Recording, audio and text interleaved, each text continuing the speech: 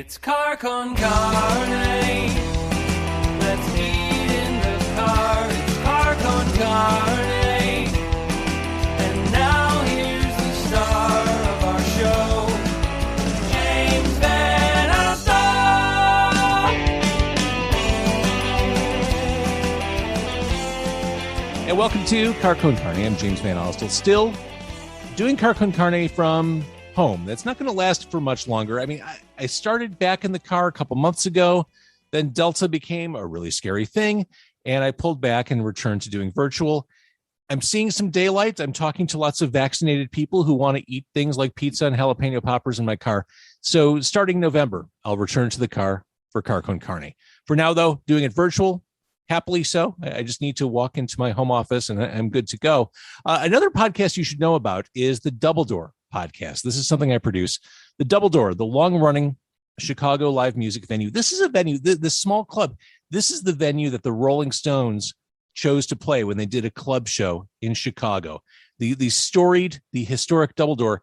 They had to pull up the roots from their Wicker Park location a few years ago, and they're in the process of rebuilding and reestablishing their place in Chicago in the Uptown neighborhood. They bought this cool old building at Wilson and Broadway. They're rehabbing it. They're knocking down walls. They're putting up balconies and all, and they're setting up the stage. And bi-weekly, the owners, Sean and Pete of Double Door, talk about the progress they're making. And there's a lot, obviously, there's a lot of red tape.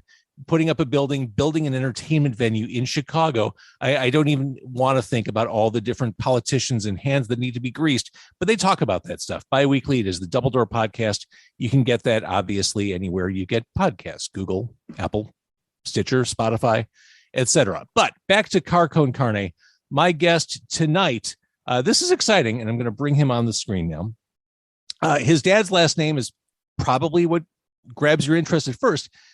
But Dez Money, my guest, he is carving his own path. He's a singer. He's a multi-instrumentalist. He's a reality TV star and a guy with really pure musical DNA. Hello, Dez Money. How you doing? Thanks so much for having me on the show. Can we talk first about some of your music? Let's talk about Give Me All You Got, because the weather, I'm in Chicago. The weather here is still nice-ish, and this song seems appropriate for the weather. It's a breezy, feel-good kind of pop song. Yeah, exactly. That's what I was going for. You know, I wanted to make it a feel-good song for the summer. And so, when I released it, I was really going for that vibe. And, I'm really glad to see everybody enjoying it so far.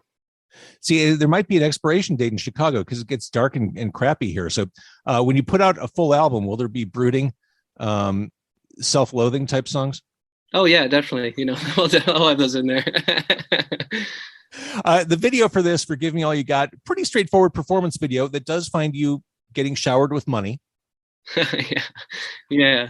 Because that's what happens when you hit a certain level of success in the music biz. Just throw money at you. For this video, we're kind of just going for a certain theme and showing people that the Money family's still doing it. That was actually my sister. She was behind the camera shooting the money at us, and we had a lot of fun making it, and it was a lot of fun. I did it with my friends, and my sister helps out on the video as well, and my little brother's on the drums, and so we had a great time making it. I keep waiting, and maybe it's happening. Maybe I'm not even cognizant. I keep waiting for a video renaissance, music video renaissance. I thought for sure, spinning out of the pandemic when artists couldn't perform or tour, what a great time for people to really kind of figure out visually how to express themselves. Do you like making videos? Yeah, that's a good point. That's what happened with me is during the pandemic, I kind of really started honing in on my craft and because I have so many songs, and the thing is, having a visual representation of the songs is so important because it kind of connects all the senses, and it can really help the viewer get more of a sense of what the song's about, and get a more of a sense of the vibe of the song and everything like that. So we had a lot of fun making it, and it's just a blast. Really happy to see everybody enjoying it. And going much further back, the She's My Girl video from 7 years ago, that's like equal parts Aha video, a pack of Crayolas, and a James Bond opening sequence. With that video, I was kind of going for that like Aha Take On Me kind of music video. That's just such a classic video, how they blend the animation with the real world, and I always really loved that video. So that was kind of my version of that video. So You mentioned your siblings with regards to the video. Music's always been a family affair. I mean, yeah, you're definitely. Eddie Money's son. Music's in your DNA. It's inescapable. It's like you're born into it. Yeah. I'm very lucky to have such a great teacher growing up, and also a lot of my dad's friends who I've met just were always giving me such great advice growing up, and really lucky to have such great teachers. And yeah, my family's always been so involved with music. So when I started the band, it was really easy to kind of just like, I just looked around me and I was like, oh, okay, my little brother's on the drums, my sister can sing with me, and all right, let's get to it and make it happen. So it's been a lot of fun. And I was really lucky to be able to tour with my dad as well. And I opened up for his band, and then I got back on stage and I was a guitar player in his band as well. So that was a lot of fun. Yeah. If you had said to your dad 5-10 years ago, you know what, Dad, I think I have a future in banking. Maybe music's not for me. What would you have said?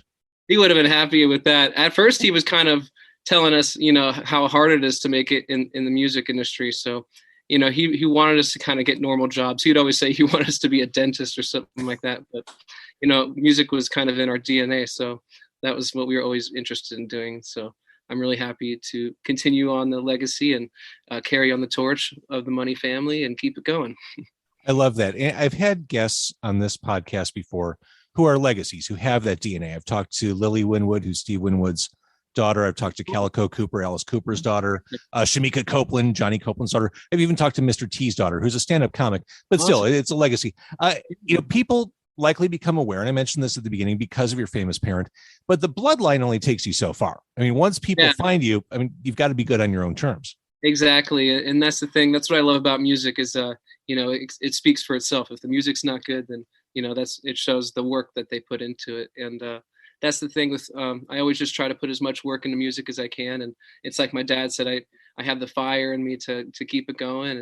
And that's what it's all about, is just having the passion and to do what you love. So, well, I think part of your dad's brand was that kind of working class rock and roll spirit. Is that true? Is that authentic? Is that what you? Oh, totally. Yeah. He was all about that. And you would see it with the fans, that when we would tour, they would just like all about that vibe. And, cause he came from Brooklyn, and, he came from a working class family, and then he just wanted to, he loved music so much. And so, what we saw from that was just, not just like the glitz and the glamour of the music industry and, how great it is to, just be famous and all that. It's just about like the hard work and all. And like the most important thing for us was seeing the fans and showing them a good time and putting on a good show for everybody. So that's what it's all about. And the music industry your father came up in is night and day from the music industry you're coming up in. Back in his day, I'm sure everyone took credit for his success, whether it was a record label executive or a concert promoter. I'm sure everyone said, oh yeah, I helped make Eddie Money. But in the present day, I mean, your success is all on you. You're making your videos. You're it's a totally different animal. I mean, it's probably it would have been, I mean, your father left us 2 years ago. The state of the music industry now is probably, or would have been, unrecognizable to him. Yeah, exactly. It's definitely a lot different. It's always evolving. So that's one thing about the music industry. You always just gotta pay attention and keep your ear to the ground and make sure you're, keeping up with what's going on. So yeah. And you are carving your own path. I want to talk about some other new songs, which are obviously building to a new album. Mm-hmm. Yeah.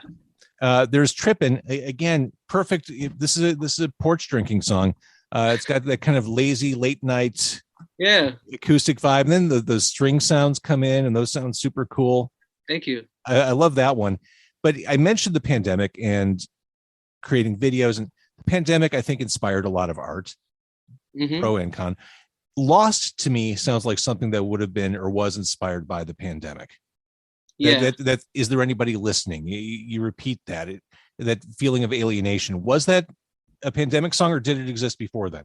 I was writing that like at the very beginning, so it was kind of like, it had to do kind of with the pandemic, but just like also what I was going through at the time, and I was also kind of like, I was also watching Castaway, so that kind of gave me this.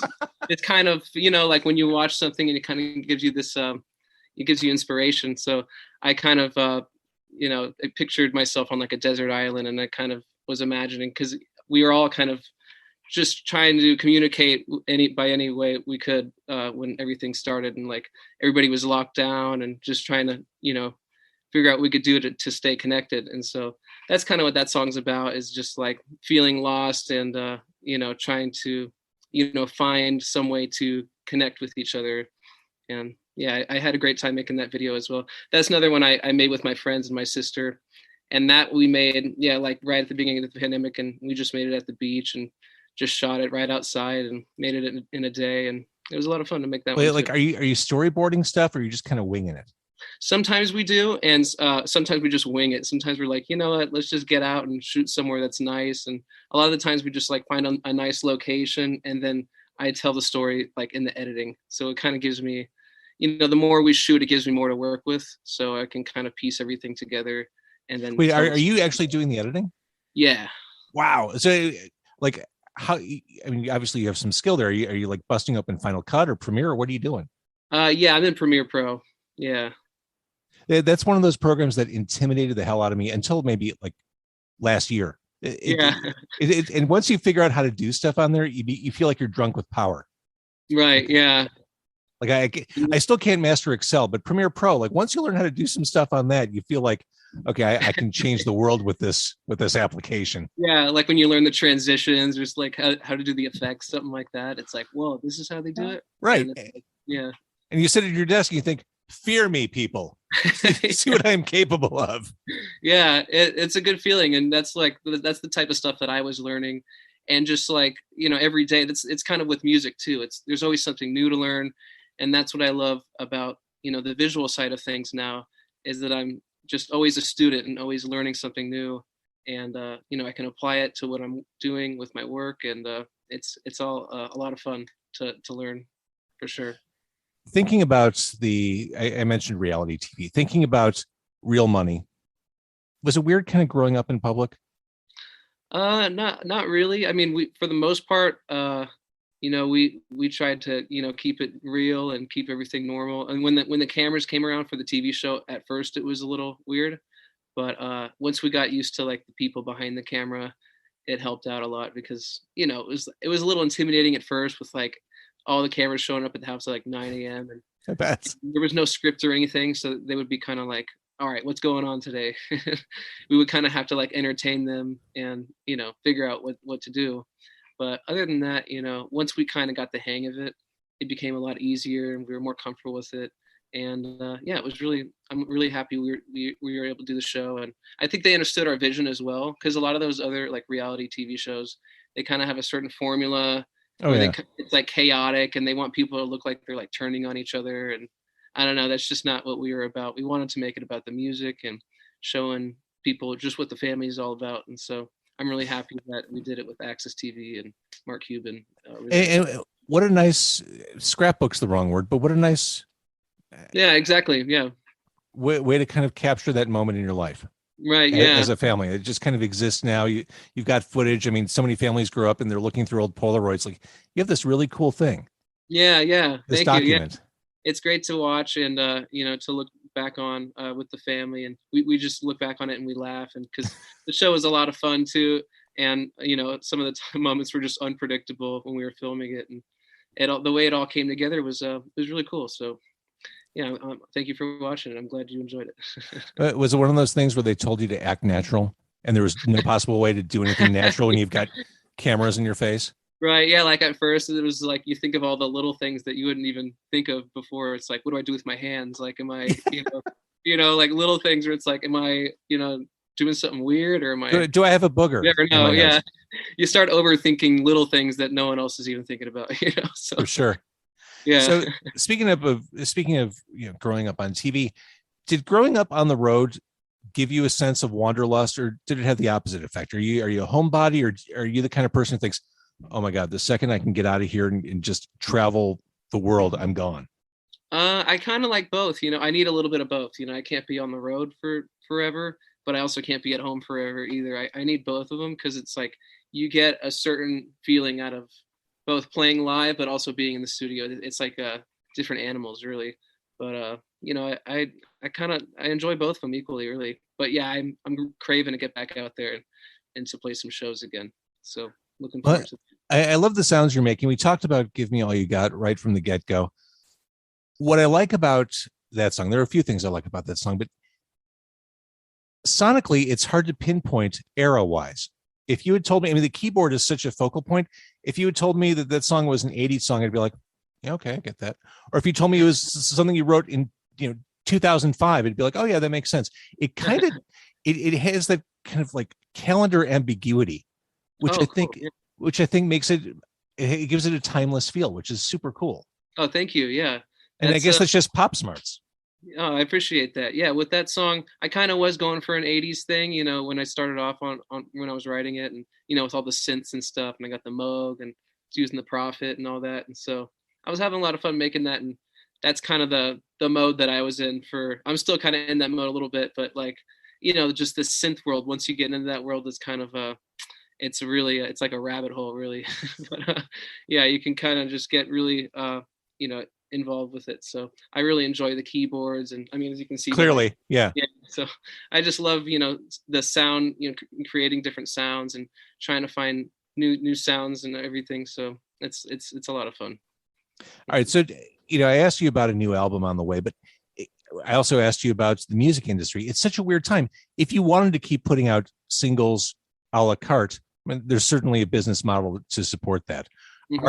Are you dedicated to doing an album, or do you kind of like the pacing of what you're doing now? I have an album ready, but right now I'm just the way I'm presenting each song. I want each song to kind of have its own package together, like with the visuals and everything. So right now I'm just going single by single until I can, until I feel like I'm ready to release the album. Yeah. But the album, it's finished and like everything's ready to go. But I'm just waiting for the right moment to get it out there. I love it, and I can't wait to hear more from it. Dez Money, thank you for doing this. I keep doing what you do. Thank you so much for having me on the show. It's been great talking to you.